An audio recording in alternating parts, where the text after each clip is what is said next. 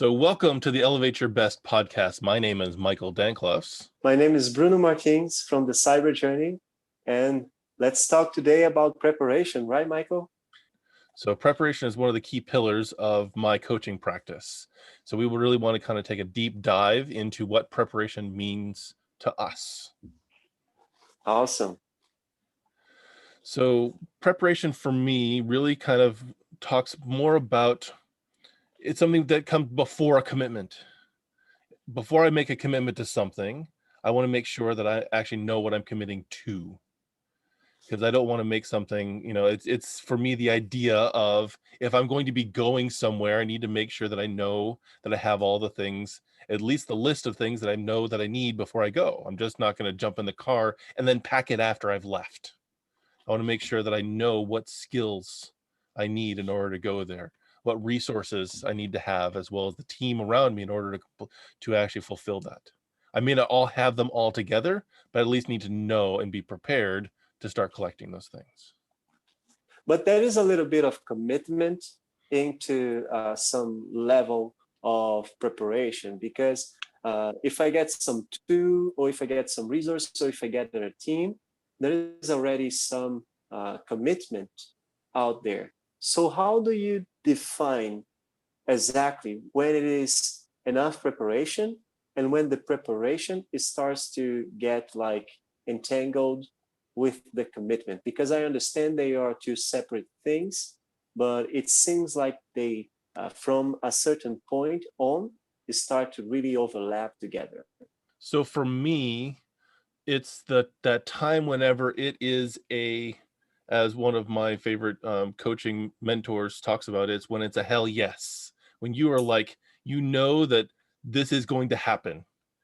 I'm willing to commit that whatever happens from here forward, I'm going to ensure that I'm going to follow through on this. Not necessarily to the point of I'm going to do this or die trying, but at least at the point where I'm willing to invest and commit to do this. Because to me, my word, my commitment is really the only thing that no one can take away from me. My honor, my integrity of saying I'm going to do this, that to me is the point of commitment. So I need to know what I'm committing to before I do that. What resources will I have to collect? What training do I need to have? And what is the people around me that I need in order to do that? So if I know what those are, I can then say, I'm going to commit to actually going in that direction. But it does take a little bit of that research. Now, I know that there's also this idea of start before you're ready. I'm not saying that wait till you're ready to commit. I'm saying is that I know what I need to do. I've got the map and I'm ready to actually go out on this journey. And I know that it's going to be 500 miles, and I know that I need to be in a vehicle. I don't need to ride a bike.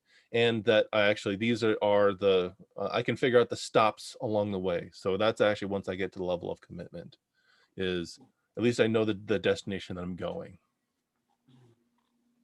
Looks like preparation has a lot to do with vision, like creating a vision and knowing where you wish to go.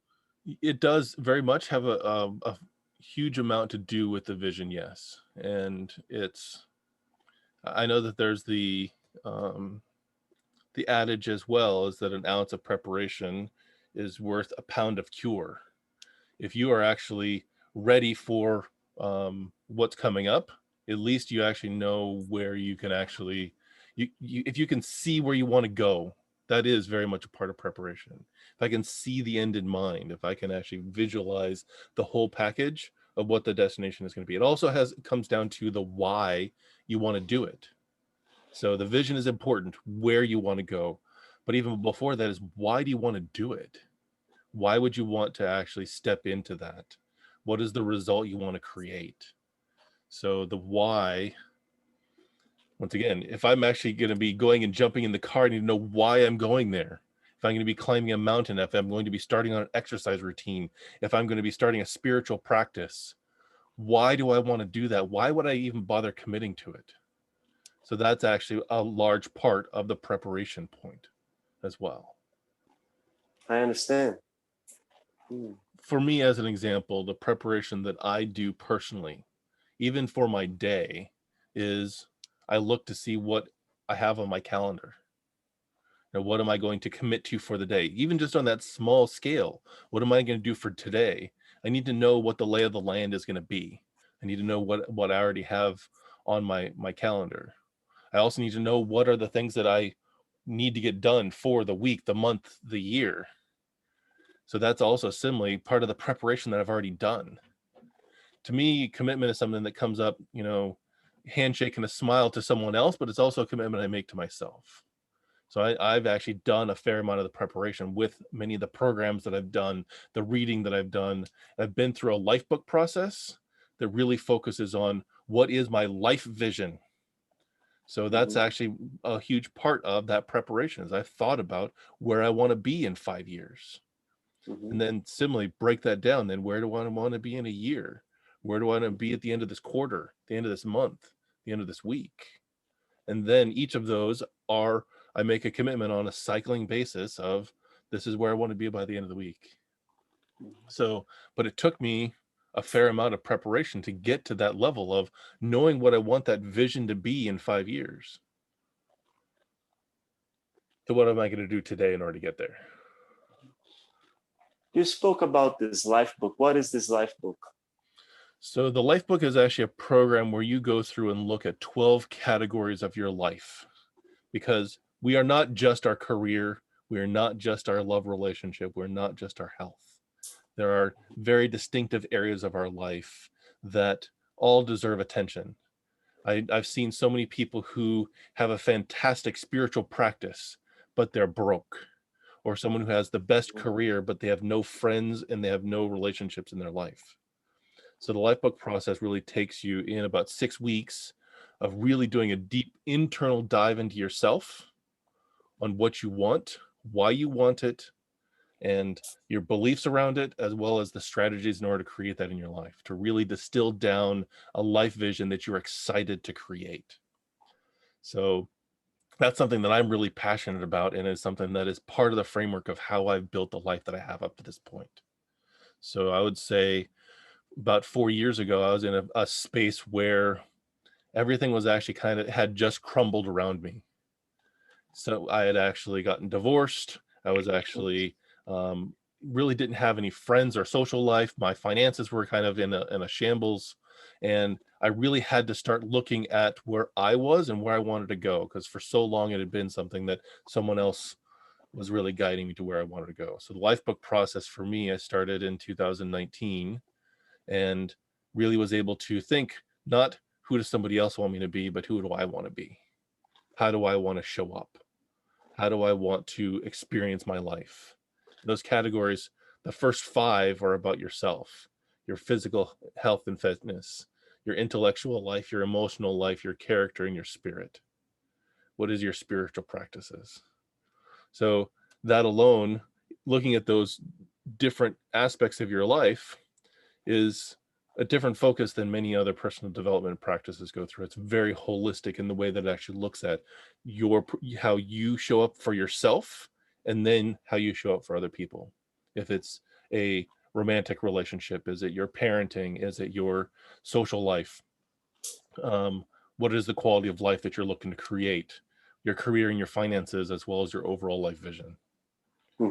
So this life book process, it is a way for you to actually prepare yourself, not only for your career and like the obvious things that we learn to take care in life, but actually to several areas of your life. And you say that there are 12. I saw that you spoke from 5.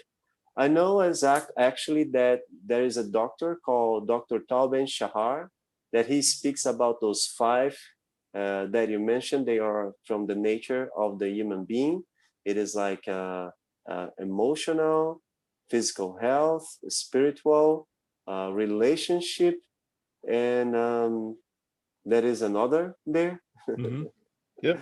And then the way I see, because I saw the 12 categories of the life book process, those 5 areas that Dr. Tauben Shahar speaks about, they're more related to the human nature, and the other 7 that we have to complete the 12, they are more related to the human society.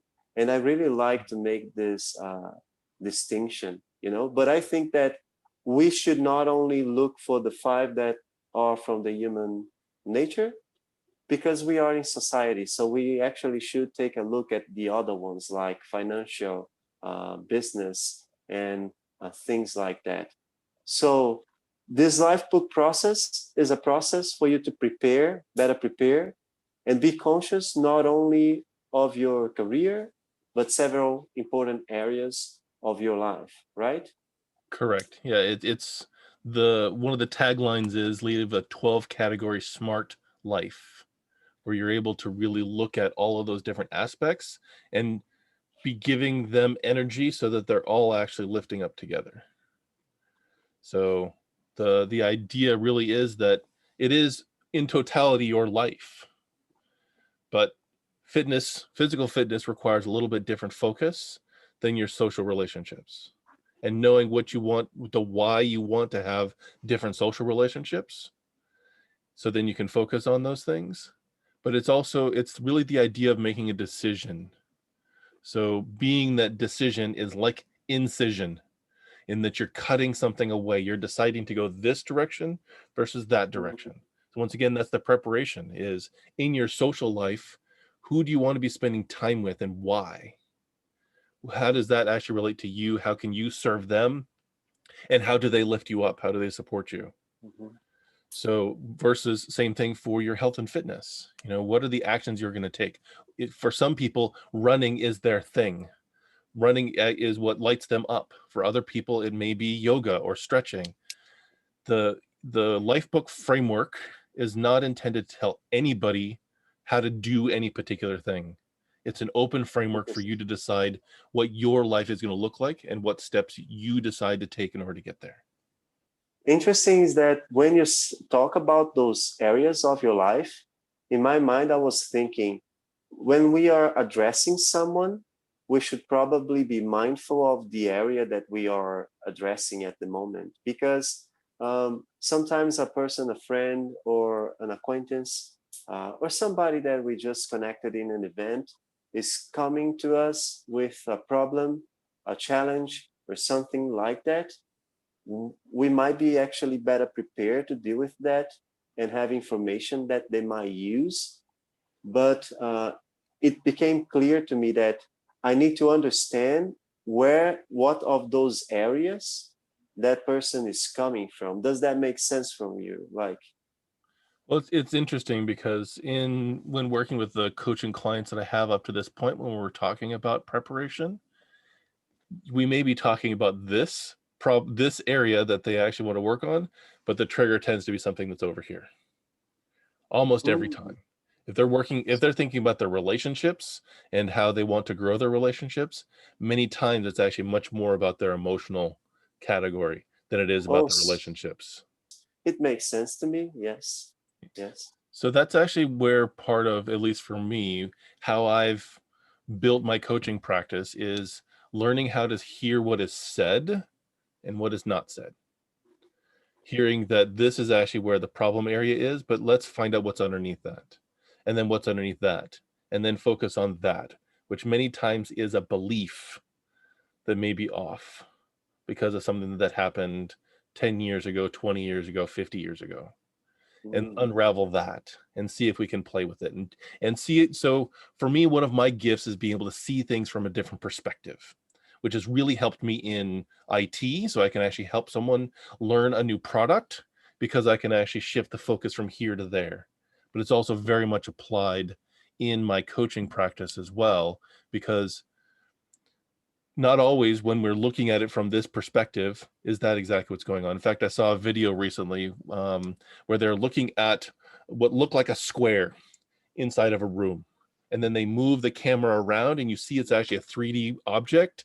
And then as soon as you come around the backside, it now looks round. It's a different shape depending on how you look at it. Your perspective is everything. I know what the image you are speaking about, and we can actually get this image later and put it here because I think it's very good for people to visualize that. It's like a cylinder, right? Mhm. It And in actually, one wall, if you look at it from the front, it actually looks like a square. As you're rotating yeah. around the side, it's actually curved around the back with a bar across the top. As soon as you come around behind it, because of how the camera views it, You now are actually seeing it from the opposite side. Instead of it being a square, it's now actually round. And Yes. to me, that very much is a metaphor for our life. If I know for sure that my life is going to suck, and that's what's stuck in my head, that's my perspective, I'm going to find all the ways that my life is going to suck. If I instead go into my life prepared to be grateful for the lesson that I'm going to learn from this, I'm going to actually get something different out of it. I'm going to get something that I'm grateful for. Mhm. There is a psychological aspect of this, as well as there's an energetic and an emotional aspect of this. So to me, that is a lot about what the preparation is setting your mindset up that this is where I'm going, this is why I want to go there. So it's even Louise Hay, who actually is huge around affirmations, talks a lot about before you get in the car to go into traffic, as an example, before you're going to Mhm. drive anywhere, is set your intention, set an affirmation, thank the vehicle that's taking you there. I'm going to have a great time in traffic today, and set your mind up for that, rather than getting in the car and going, oh my goodness, it's going to be bad traffic again. I hate doing this.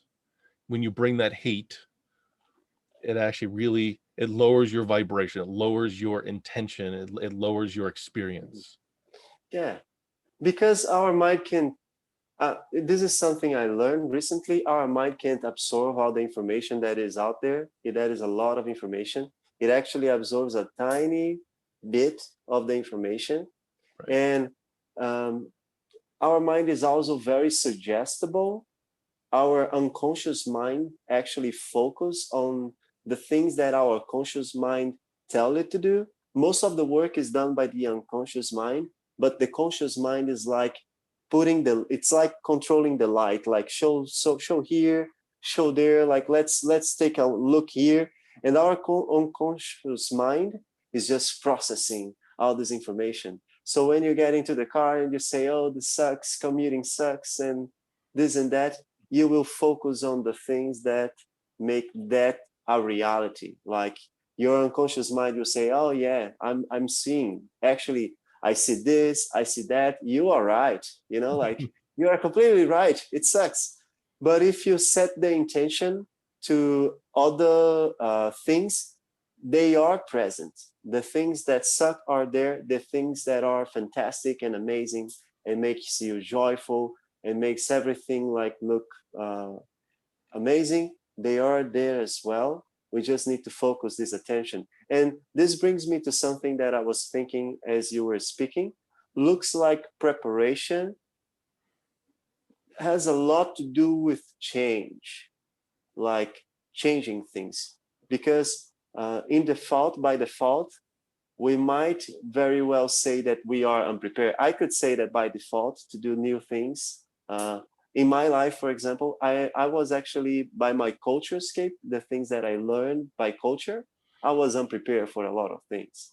So how do you see preparation with this assessment for change? Like I have to change some things and I need to make an assessment. How do you see that, Michael? So your ego is intended to keep you where you're at right now. That's its job, to keep you safe, to keep you in what knows works. Change is something different. Your ego actually rebels against that because it's something different. You don't know if you're going to be safe on the other side of it. So preparation to me is also, I would say, wooing the ego into this is going to be okay. It's actually knowing what the risks are and knowing that you can mitigate those. So that's part Mm, of preparation. Um, Knowing that what the why is on the other side of the change is part of the preparation. Why would you go through the effort to get there? Why would you invest the time, the money, the credibility, the respect, whatever it is you think is actually potentially in the line? Why would you go there? That to me is part of preparation. Because if there isn't a big enough why would I go out of where I'm comfortable into something that I'm uncomfortable? And I the understand. the mind will actually really restrict you from going there until the pain of staying here where I'm at is more than the potential pain of going there. Mhm. And this idea of the pain to transformation, this is something very interesting. I was actually writing something about this yesterday because we could see this COVID situation. We are more than a year into this situation. How many transformation have we experienced since this started? Like here in Brazil, because I don't think I shared with the audience yet, but I'm here in Brazil. But here in Brazil, before COVID, if I sent a Zoom link to someone, and I really wanted for people to join into Zoom meetings because it's such an useful tool, nobody would enter, nobody would join, and it would be very challenging. Perhaps somebody would join, but it would be like, oh, how do I do this? Do I have to install something? And they were just unaware. And because it was unknown, it was discomforting. And because it was discomforting and confusing, they stopped and they were like, okay, I don't want to do this. But the transformation that we lived through in this entire year, I honestly believe that's what I was writing about, that we could live this type of transformation all year round, every year.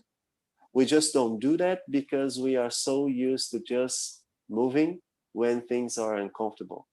And you spoke about comfort as well in another point, where it made me think like, oh, perhaps we should expand. The idea seemed to be like expanding. Preparation is actually expanding your comfort zone. Like, do you have? Do you agree? Any ideas about that? So I certainly would say that preparation is part of expanding what you're comfortable with. Absolutely. And I know that Marissa Peer talks a lot about making the uncomfortable comfortable, talking about making Making the the unknown uncomfortable. known, being of the mindset of taking that thing that, if it is a habit that you have, that's something that's actually known to you. And why would you stop? Because that's on the unknown side. Um, and there would be discomfort in going there. But I think the preparation is partly of knowing that this is not working for me. This is not where I want to be. Comfortable is easy for most people. Mhm. And I'm not one to say that you need to go out there and give 150%. That's not how I roll. For me, the four agreements is a huge aspect of who I am, what I teach, and what I learn every day. And in The that four agreements. they talk about do your best is agreement number 4. Don't give 150%. Don't give 50%. Give 100% of what you can in that moment. So then there's no regret about how you showed up because you gave everything you can. If you give more than you have to give, then you're actually depleting yourself. You're depleting what you have. But are you leaving it all in the field? Are you actually giving your best in that moment? Because there's so much energy that we actually lose by thinking, could I have done more? Or feeling regret that I could have done more, or feeling resentment that you actually gave more than someone else, or whatever that is. But if you know in every moment you show up 100%, playing full out, there's an opportunity for you to actually see the growth. That doesn't mean you don't push yourself to find what your best is. I mean, Mhm. my business is about elevating your best. That's as much about what you do on the field as what you do in practice. You spoke about the four agreements. Four agreements. What is that, Michael? So Don Miguel Ruiz actually wrote a book. I would probably say it's almost 30 years ago now, that talks about 4 agreements that you can make in your life that could have a huge impact on everything that you do. The Hmm. first one, which is actually something I talked about a little bit earlier, is be impeccable with your word. Say what you mean and mean what you say. If you say you're going to show up, show up. The second one is don't take anything personally, regardless of it's positive or negative. Don't take Great. anything personally because it's their journey, not yours. The third is Hmm. don't make assumptions. Don't make up somebody else's story for them. Don't make up what the outcome is going to be for it. Find out, ask the question, try it out, and see what the result is. And the last one is do your best. Show up 100% every time. Amazing. I love it.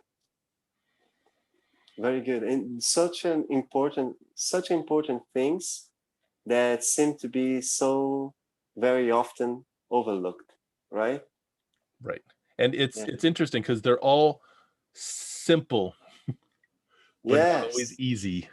This is something I found out in life, for me at least, that the great lessons, the lessons that really made like huge difference in my life, they are so simple. They are so objective. It's like a phrase that tells you a lot, and you usually know in the back of your mind, like, oh, of course, like, but you don't actually believe enough to have that posture. And another thing that you say that really caught my attention is about expanding your comfort zone and things like that, being uncomfortable with the uncomfortable. It looks like this, like, if you learn how to handle something, I love this analogy, the car analogy. It's like if you don't know how to drive a car, it is a serious problem. If you get a car and go into the street, that is a serious problem there. Don't go. But if you learn how to drive the car, you actually learn how to use that tool, and that stops being a problem. But the complexity of the car doesn't change. It is the same, but now you can use it, and it's again your subconscious mind takes care of most of the activities. It not only takes care of most of the activities, it takes care of most of the information that you are getting, that you need to make decisions there. Like you don't need to be conscious about the sound of the engine to know that that's time to, your mind is hearing that and it's making decisions. You just, looks like the decisions that really matter are done during the preparations. That is two phrases I got. One is give me 6 hours to chop down a tree, and I will spend the first four sharpening the axe, attributed to Abraham Lincoln. And the decisions you make in the preparation time are the decisions that last you our lifetime. And I very much want to use your car analogy too around that, because preparation is, as you said, seems like a huge hurdle until you get in and start practicing and doing it, until you get training and practice. So, and both are actually necessary. It seems really complicated the first time you do it. And then you go from driving an automatic to driving a stick, and you're adding more complexity to it. But once again, it just requires that practice, that preparation to be prepared to go on that journey. So you And should look to be comfortable with the preparation as well. right, absolutely. And here's the thing too, is when we look at that fourth agreement of being your best is different now than it was a year ago, and it'll be different a year from now. If I get a good night's sleep and a good meal, I can be very different than if I'm actually still tired and I had a horrible fight with somebody. My best is going to be different in every moment. And embracing that if you are playing full out and you are not holding back, trust that you're doing your best. The first time I sat in a car, I was scared to death because I had no idea what to do. And then throw me into a vehicle that's actually got a standard transmission. And then Uh-huh. it's like, okay, so I need to look at the mirrors. I need to do all these other things. But I had someone to help me prepare to do that, who said, pay attention to this piece, work on that. It's the same thing if you're actually doing, as an example, dance moves. For me, I tend not to dance very often because I don't know the moves. But if you ask anybody who's actually learned dance, you start with one piece and you build on it, and you build up that preparation so you can actually go and do that performance. There is Start with there the is a feet. guy here. Yeah. There is a guy here that is creating content, which is amazing. And what he's doing is that he's recording like an Instagram video, and that is two versions of him. Like he records twice and puts himself beside himself.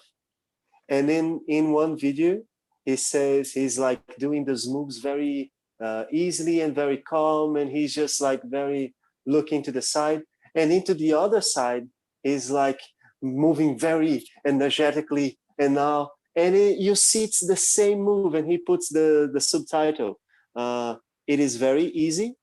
People that complicate things, Right. you know, and it's the same dance, it's the same moves, it's the same thing, but it's so different because people complicate things, you know? It's easy to do it. Absolutely. Yes. It really is a matter of taking that one step at a time. And it's interesting you kind of use that as a story. Is there's doing it relaxed, and then there's doing it overdone, and then there's this, Yeah. to me, there's this space in between of enthusiasm, of joy, where you're bringing joy to it, that it's easy, but you can feel the joy from somebody while they're doing it.